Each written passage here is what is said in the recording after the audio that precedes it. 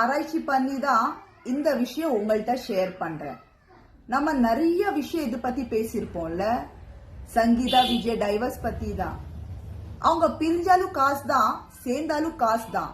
நமக்கு அப்படி கிடையாது. வீட்டு விட்டு வெளியே போனாதான் காசு தான். இதுல என்னன்னா விஜய் தான் டைவர்ஸ் கொடுக்கல, சங்கீதா தான் டைவர்ஸ் அப்ளை பண்ணிருக்காங்க. காரணம் எல்லாருக்கும் தெரிஞ்ச விஷயம் தான், இல்லீகல் அஃபேர்.